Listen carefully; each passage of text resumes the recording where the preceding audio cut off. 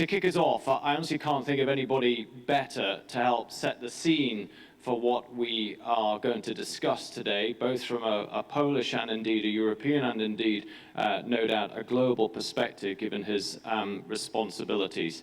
It's my really great pleasure and honor to introduce to you Bogusław Wijatyk. Did I pronounce that correct? Wijatyk.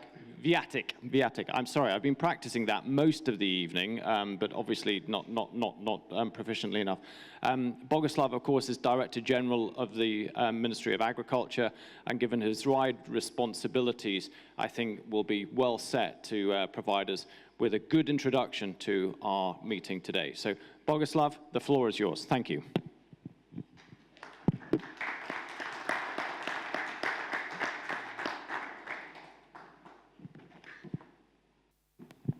Szanowni Państwo. Ladies and gentlemen, my name is Bogusław Wijatyk, and I represent the Ministry of Agriculture and Rural Development. I am here on behalf of Mr. Siekierski, who apologizes to the participants. He could not join us because of prior engagements. He had to visit the European Parliament, and unfortunately, it was a difficult decision for him, but he was urgently called to visit the European Parliament in Brussels. It is true that we live at a time of uncertainty, and this is the only thing that remains certain. The future of agriculture, the future of agricultural policies will, however, be decisive in terms of our future in general. This forum will focus on the future of agriculture, and it plays a very special role because at our ministry we collect information from such meetings and we try to take that feedback into consideration. We will begin the Polish presidency shortly, and we would like to be a very honest broker, as tradition has it. We would like to pass on at the European level all the information that European communities find important. We live at a time of extraordinary challenges. The Russian aggression in Ukraine, followed by the import of huge amounts of food products from Ukraine, which disturbed our markets and required our response, are just some of the challenges. Let me give you some of the figures. Speaking of the contract with the Mercosur countries, it is believed that the impact on the European Union economy would amount to 2 billion euros, and the products that left the market following the Russian aggression amounted to 6 billion euros, and 5 billion euros ended up in the countries neighboring Ukraine, which caused a lot of turbulence, a lot of turmoil in Poland, dissatisfaction amongst the farmers. The farmers went out into the streets, they kept blocking highways for some time. Europe has a lot of challenges ahead, even though food really is inexpensive and accessible and largely available. Please remember there are many countries across the world where people go hungry, and it is a challenge for us to think of how to respond to it. If you think of Maslow's pyramid, food comes at the very bottom of the pyramid. This is the fundamental need that has to be satisfied. If we do not meet the challenge of hunger in Africa, that will have an impact on many different policies within the European Union. And this is a challenge for the agricultural sector, because our agricultural sector will need to know how to feed the global community. And we want to harness the Ukrainian potential so that it stays within the area of democratic countries that will then be able to feed the African communities without disturbing the global markets. Another challenge is a revolution with respect to energy. Biogas facilities, wind power plants, biofuels and photovoltaics will need to be applied more broadly in the agricultural sector. This is an intersectoral challenge. Agriculture will be affected by the ETS system, and the changing prices will also affect agricultural production. As regards the priorities of the Polish presidency, they include to maintain competitive agriculture. Our farming, our agriculture needs to have the competitive edge. Our farmers need to have guaranteed income. Without a guaranteed income, we cannot discuss a healthy agriculture. They need to be able to gain a return on investment. We would like to modify the Green Deal in such a way so that it is socially approved, so that it's generally accepted by farmers and by other social groups. What's been happening in Poland with respect to the modification of the Green Deal, I am now referring to the discussions between the European Commission, the Secretary for Agriculture, and the Polish government. All that is going to be continued in the coming months. We would like to ensure food safety and security. The difference is that we would like to ensure that there's high quality food and that there's enough food to feed all of the citizens. If the worst case scenario plays out, if things move in the wrong direction with respect to the situation beyond our eastern border, we need to be ready to ensure food safety because it's key to the stability of our communities. And unfortunately, we need to be ready for the worst case scenario as well. As regards remaining issues, well,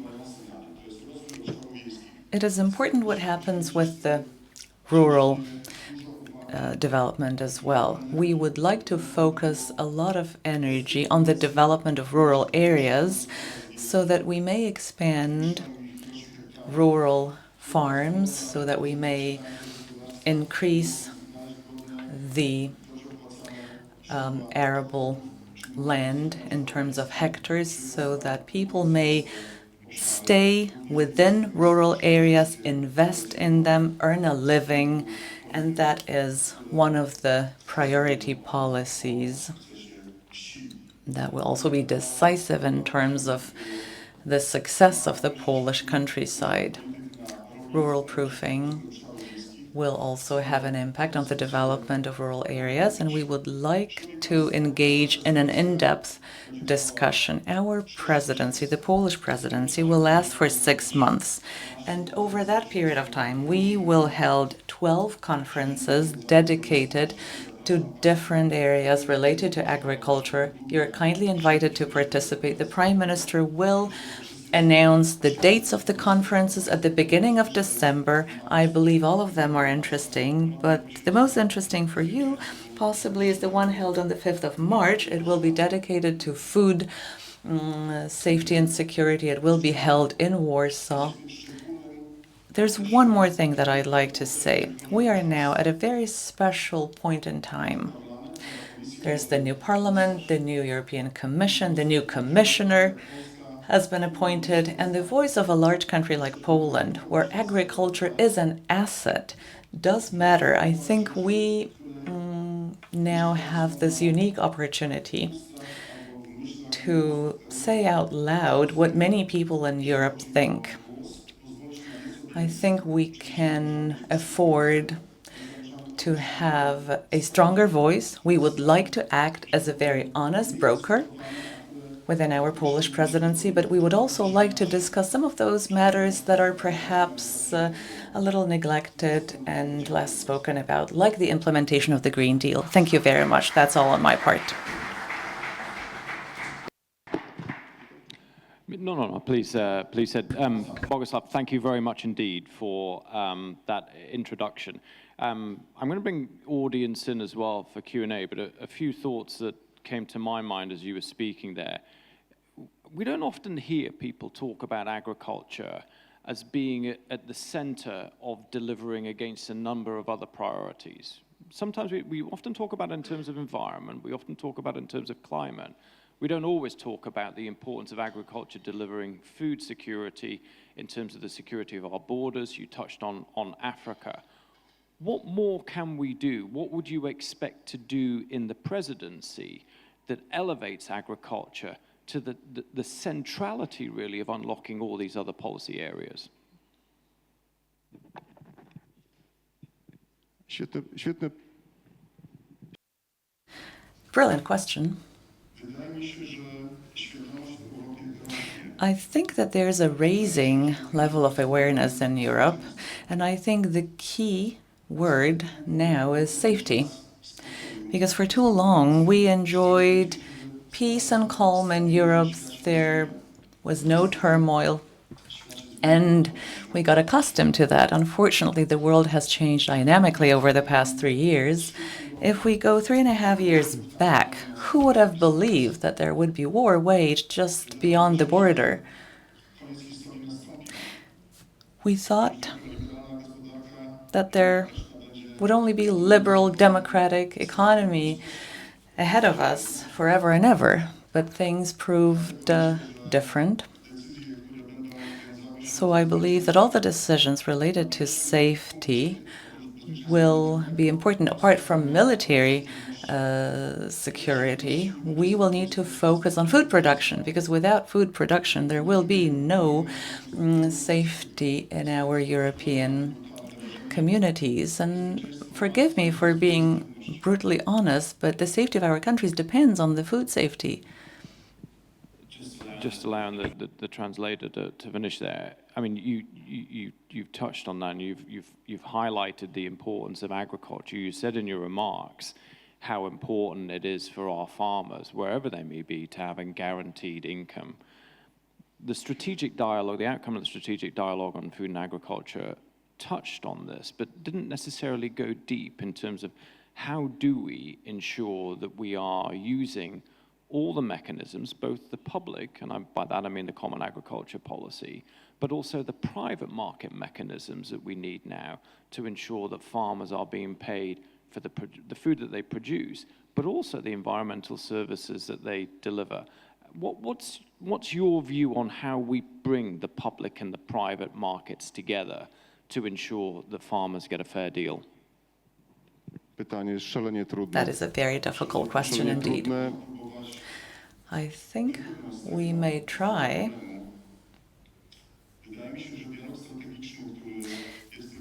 to engage in a more in-depth strategic dialogue. The strategic dialogue that is ongoing now includes the idea of providing more freedom to individual countries, because individual countries are quite different. Polish farms are much smaller than German farms, for example. Polish farms are much smaller than the ones in Ukraine. So if EU member states are provided with greater freedom, perhaps solutions might be worked out on a national level, and we could work out a better balance between food supplies and farmers' remuneration. Related to that, Bogusław, you also talked about rural proofing and the importance of developing our rural economies, our rural infrastructure. Could you say a little bit more about, for those of us that aren't from Poland, what you're doing here to build up that rural infrastructure, that rural economy? So important in many parts of Europe that we do that, both to sustain our agricultural businesses, but make rural communities places where people want to stay and live and build their own businesses and thrive. Be very interested to hear what you're doing on Poland on that. Fantastyczne pytanie. Thank you. That is a very good question indeed. And it goes to show where we are now. The Agency for the Restructuring and Modernization of Agriculture received 1,200,000 applications for direct payment. So think of how many different farms there are in Poland. That is a good indication. But there are only 300,000 farms with more than 100 hectares of land. That's my first reflection. 15 million people live in rural areas in Poland. So think of the 300,000 farms. If they employ 4 persons each, you will see how the rural areas have changed over time in Poland.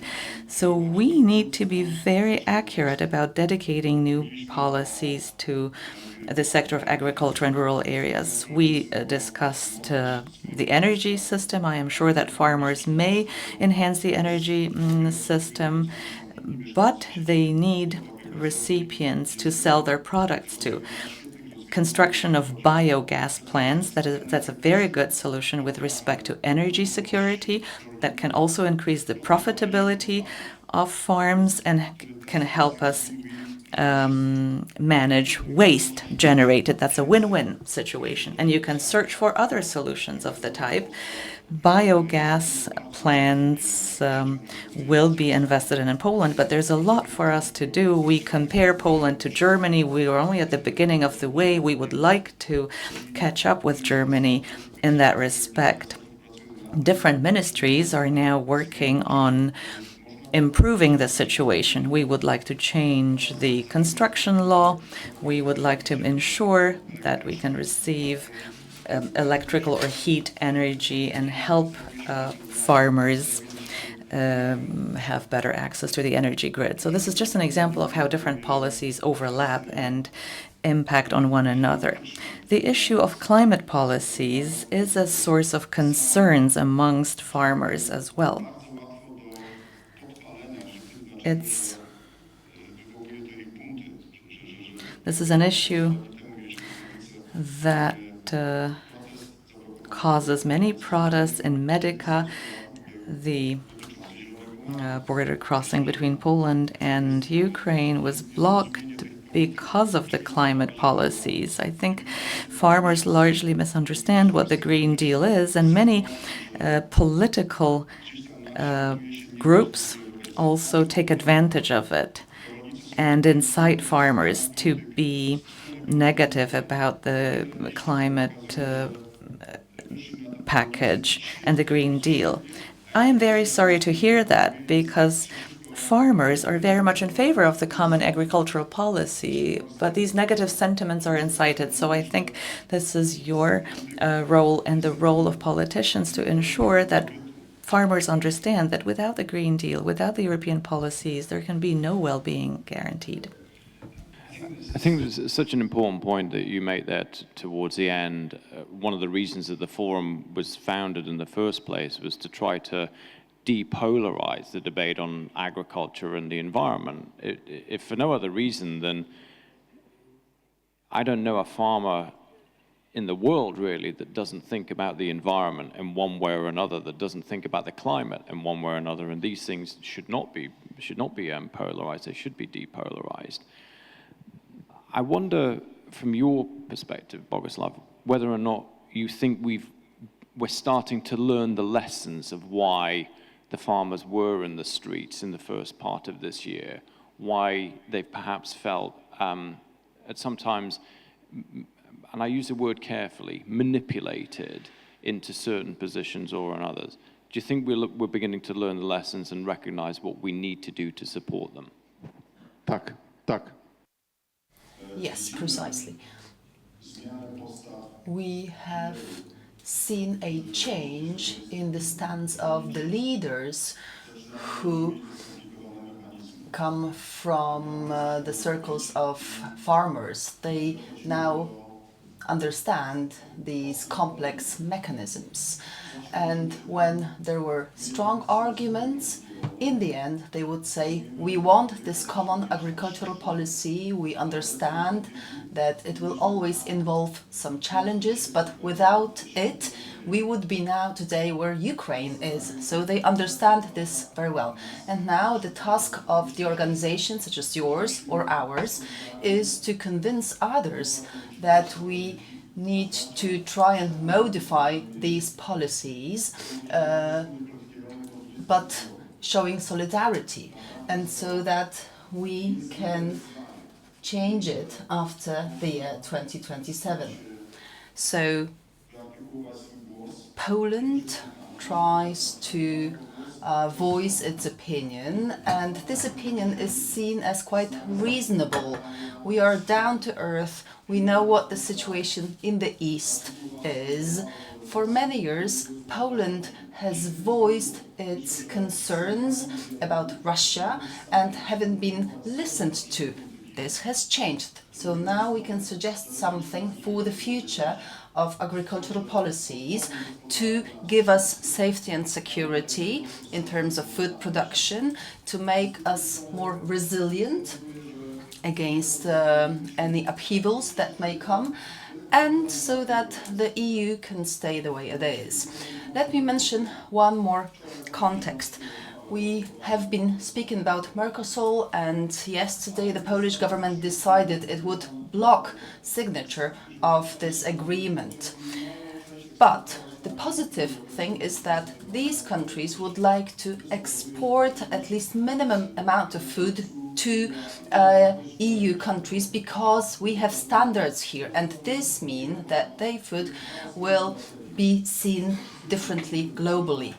So this shows what the EU has achieved in terms of high standards of food. We want to live healthily, we want to live for many years, and therefore we look after the environment and the quality of food. Therefore, there's this ambitious task to make people to fill their stomachs, but also to fill their stomachs with high quality food. Quite right, Bogusław. I'm going to go out to the audience, so questions to Bogusław, please. Valeran was going to have a microphone and bring you in. Just as you're perhaps thinking about formulating your questions, I mean, you've talked about the leadership of Poland in that respect. You've talked about the leadership of the EU. Let me just put that to you in a global context now, given the, I wouldn't say challenges, but the changed environment, particularly after the election in the United States. It's going to be an obvious question to you, Bogusław, but how important is it that you think that the EU continues to make its case in the way that it has to this point, both on agriculture, on climate, on the environment? How important is that in a global context? Szalenie trudne pytanie. It's a very tough question. I need to start this polemic with myself right now. What happened in the United States has shown us how politics can change. What is happening in Romania right now, the first round of the elections, also shows us how politics can change. Nevertheless, the EU will have to be respectful of democracy. So if people choose some representatives, certain policies will follow. But the period that we've had so far in the EU has been one of the best in the times of Europe. And, this is my opinion right now, I'm afraid this period is coming to the end. We are part of two wonderful clubs, the EU and NATO. The policies have developed perfectly. And again, I'm voicing my personal opinion. I'm afraid not all of our voices have been heard in Brussels. Therefore, we had strikes in the streets. Farmers would say there was no dialogue in the EU. Therefore, we are going to talk to you by coming to the streets. Hopefully, not everything that is envisaged will come true. But we definitely need to be resilient. We need to be independent. This is why the Polish government spends so much money on the arms. If you are able to count, you have to count on yourself. There's this Polish saying. We need to be able to be independent and count on ourselves. And hopefully the United States will also treat us as a partner more if they see that we are self-sufficient, that we are not just a cost for them, that we have this strength. Now, food and energy security are directly connected with agriculture. They are intertwined and interconnected. And despite the fact that Europe has decided to be this ambitious teacher for other countries, it can also take some lessons from others and make some compromises, but also still be the leader of changes in the world and in Europe. I'm really grateful for the way that you put that from your personal perspective, and it's easy for our own prejudices to be confirmed, but what you said really resonated with me. I think we are in a very dangerous period, and we're starting to learn that if you value what you have to work for it. And working doesn't just mean doing, it means listening as well and being willing to compromise. And I thought that the way that you characterized that was extremely important, not just in the context of the Polish presidency, but I think in terms of what all of us do in the European Union. If we value it, we have to work for it and we have to take care. So thank you for that. I'm going to open it up to questions from the audience. I've got one more for Bogusław myself, but if there are questions from the audience, please do raise your hand.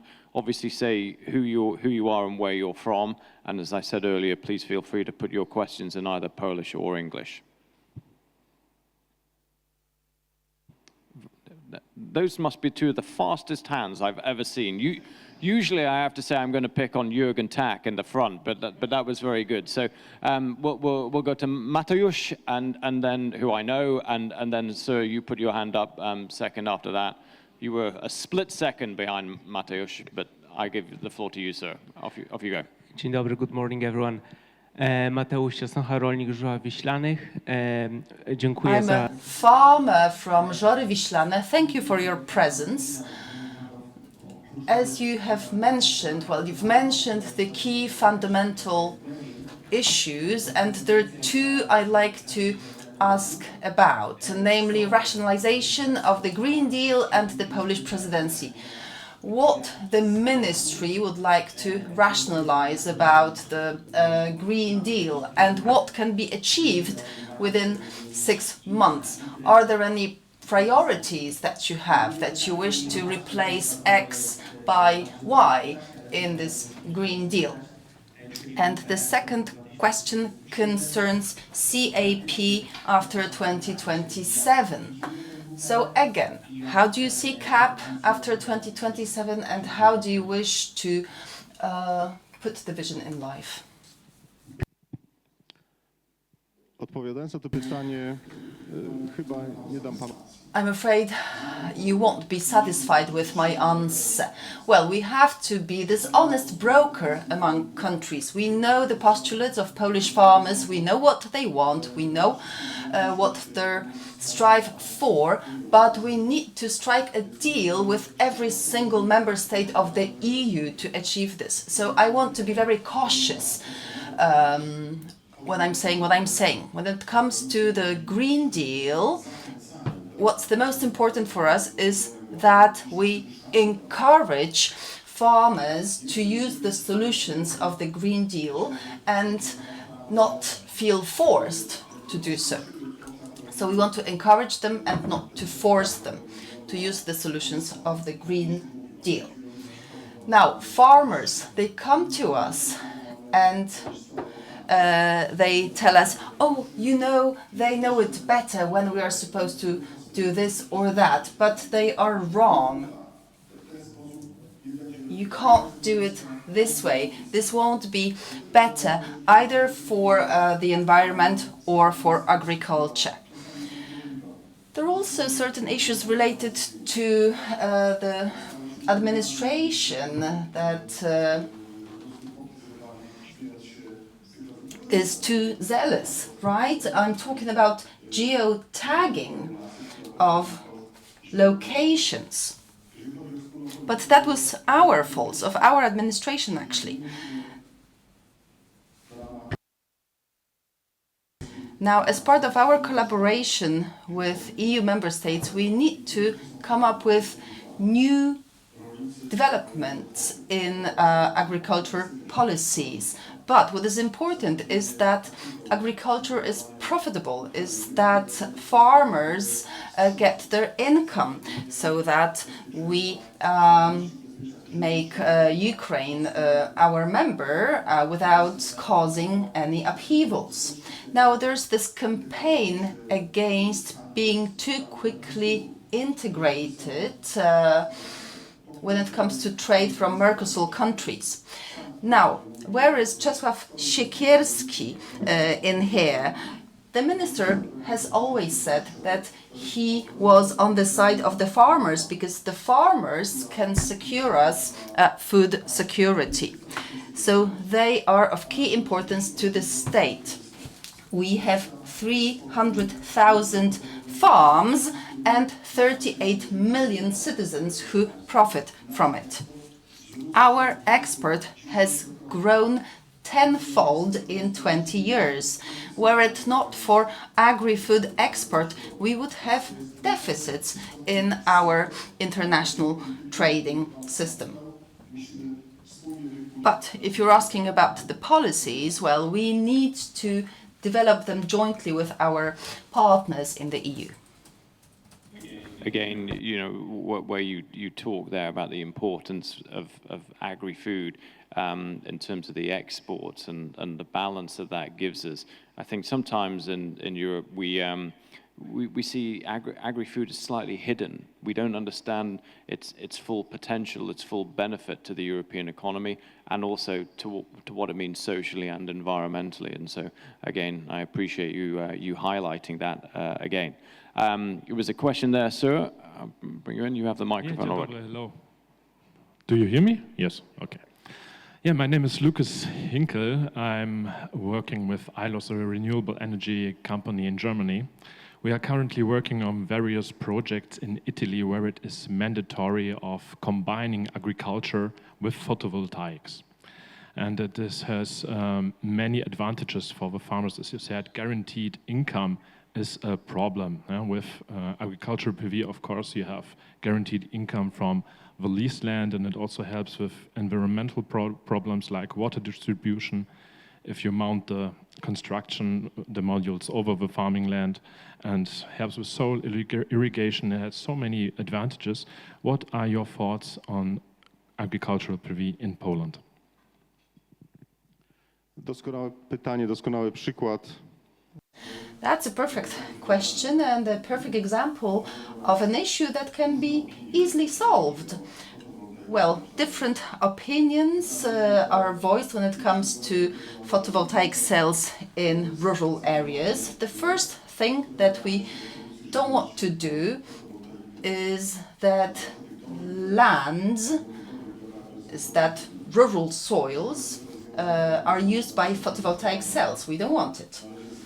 Now, when it comes to photovoltaic cells mounted at elevations, we need to check whether that actually helps producing food, or maybe that's some artificial solution that isn't really beneficial. On the other hand, I do believe that there are areas in Poland that should be turned into energy-giving areas. So these are degraded soils where there's no point in cultivating feed or food in general. These are soils that have been contaminated by cadmium, for example.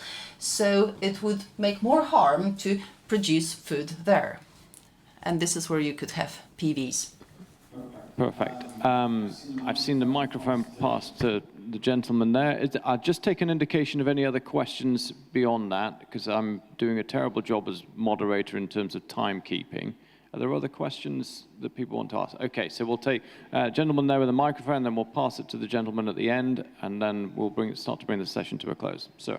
Krzysztof Błażejewski, Dziennik Polska. Krzysztof Błażejewski, Dziennik Polska. My question is about the priorities when it comes to the program for the development of rural areas in the coming 2 or 3 years? That's a perfect question. I absolutely love such questions. I'm going to share my private perspective here. For several years, I've dealt with renewal of rural areas. And I've seen some programs that involved simply education of adults. Now, the financial return from these programs was incredible. And I actually convinced the minister that we would organize during our presidency a congress in Poznań on this revival of rural areas. And we are the Ministry of Agriculture and Rural Development. Of course, we have always focused on agriculture, but we also need to focus on rural development, on the development of rural areas. So we wish to focus more on this because farmers, they need public services, they need schools for their children, they need healthcare, they need a place to live. So these are things that the state needs to provide, but they also need good roads, clean air, and even big administration. If we don't have this grassroots involvement, they won't be able to deal with these problems. There is great strength in formulating such programs when there's this bottom-top movement. Just go to Wielkopolska and realize what this looks like. Because administration isn't wiser than local authorities in small villages. They really know what their problems are.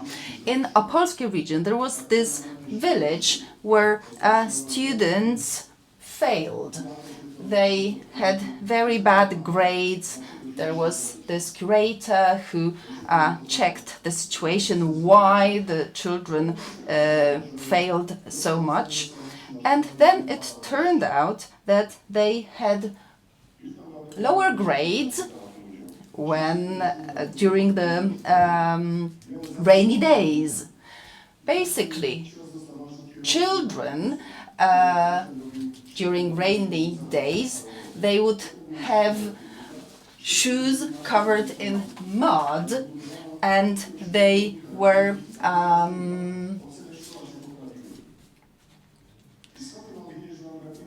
and the bus driver just criticized them for that. And then they entered school and they were criticized again. And once we built pavement for them, the grades went up.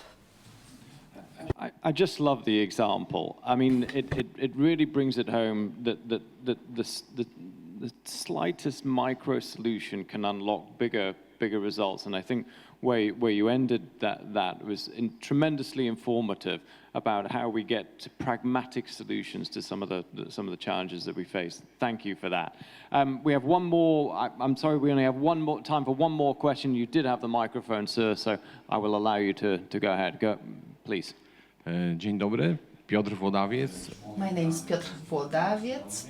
I'm a member of Polish Agricultural Federation and Polpig, the biggest association that associates pig farmers. You have mentioned food security and the Green Deal. I'd like to ask you about an issue that's the most important for me as a lawyer. The Polish government and the Ministry of Agriculture, how would you like to more effectively negotiate regulations of the EU?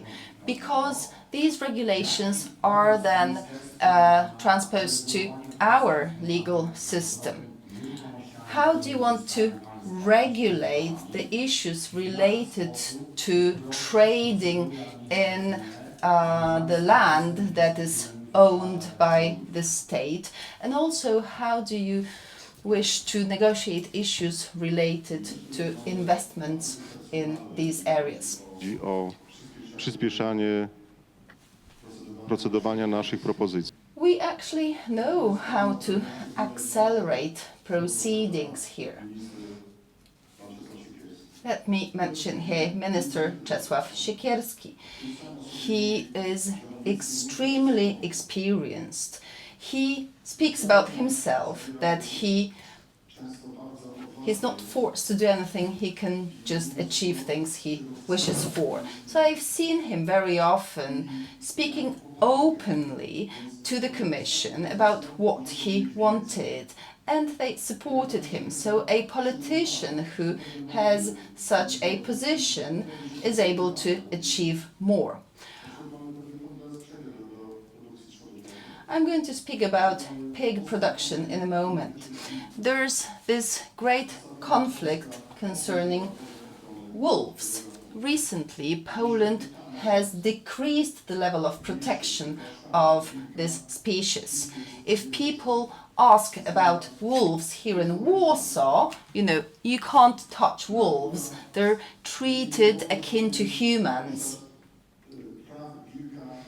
You cannot trespass the rights of wolves. But if you go somewhere far from Warsaw and there are wolves who just devour people's dogs or horses or sheep, or parents are afraid to send their children to school because of wolves. So saying this in the EU, that we need to decrease the population of wolves in Poland, saying it up is very brave. And in the Polish government, as part of the Polish government, we have lowered protection of the wolves. So we represent the interests of Polish farmers. Now, we used to have 20 million pigs in Poland, right? Now we have 8, maybe 9. But we want to keep farm animals production for many reasons.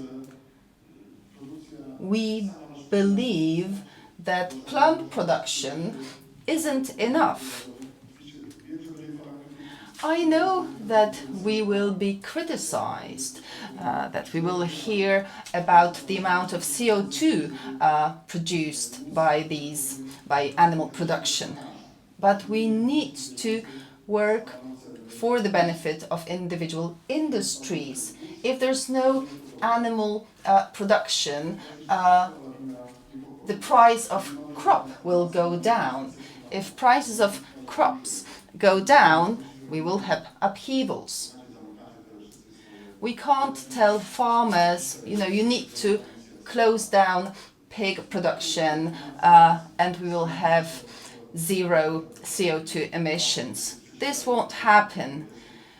There are parties that go against EU policies and they are widely supported by farmers. We're coming to the end of our session this morning. Before I let you go, maybe just 2 or 3 questions from my side to round up. You talked there about the issue with the wolf, which in many ways is if it translates well, a microcosm of the bigger challenge of how do we build better understanding between the cities and the towns and the rural areas so that we get some better understanding and alignment. I'd love your perspective on how we do that, because that seems to me to be a challenge. You talked there at the end about the particular challenges of the pig industry, which also goes to the overall challenge that if we don't manage this balance between what we want from an environmental perspective and the needs to ensure that farmers are economically viable, we also are going to have some challenges. So my final question, in addition to the rural-urban piece for you, is it's a privilege to work in this industry. What excites you about the future, and what concerns you? What's the thing that keeps you awake at night? Zaczynając od tego, jak uzyskać akceptację w mieście, Starting from this acceptance for lowered wolf protection in the cities. At the Department of Agriculture, we read all these articles that were in the press that were against our ministry and against farmers. We listened to podcasts where it was suggested that we should feel embarrassed for what we were doing. But we didn't feel embarrassed. We believe that we should build bridges, that you have to be quite reasonable. There's also this changing approach to farmers and to living in rural areas. 20 years ago, people felt embarrassed speaking about rural areas, but this has changed. Now it's a topic similar to any other. In the past, we also had these worse and better ministries, but this is over now. All the ministries are equal, and that has made farmers feel better.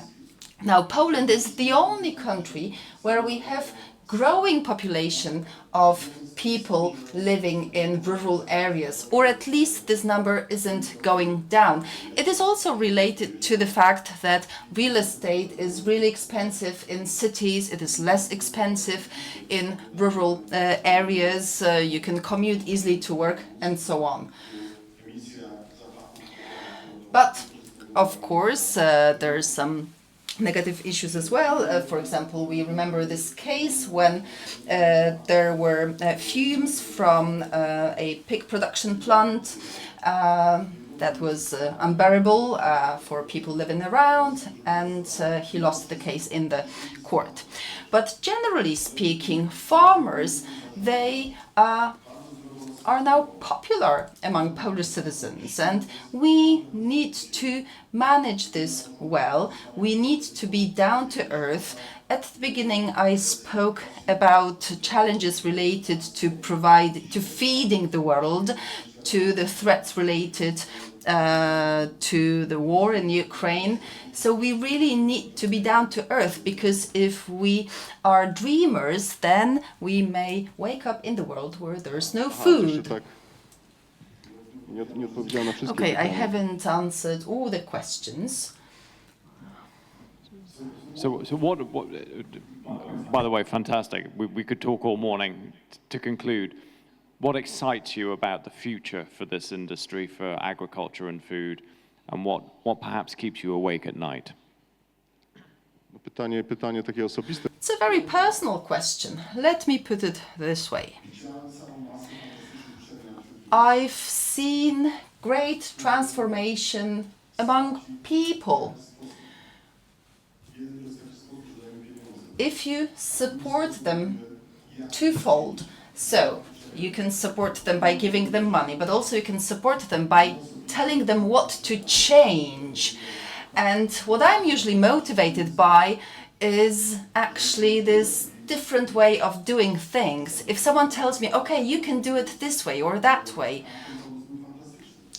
then you go back to rural areas after some time, and then people tell you, the idea was wonderful, thank you for it. Well, I've done it myself. Wielkopolska, Mazury, different regions do it. So you need to have people at the center, communities at the center. And now, the difference between rural communities and city communities is that in rural areas, people know each other and they support each other.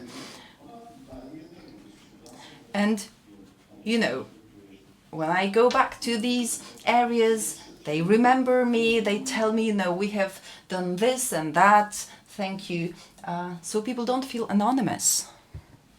Well, thank you so much. It's always been my privilege as part of the forum to talk to many great speakers, and we've had some fabulous speakers over the years, including on our podcast series. Bogusław, I want to thank you for the way that you put your comments, both from a personal perspective as well as representing the ministry.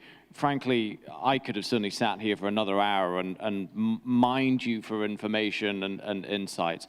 That was absolutely fabulous. Thank you so much for setting the context for our meeting today, and I really appreciate you taking the time. Please, let's give Bogusław a warm round of applause. Thank you.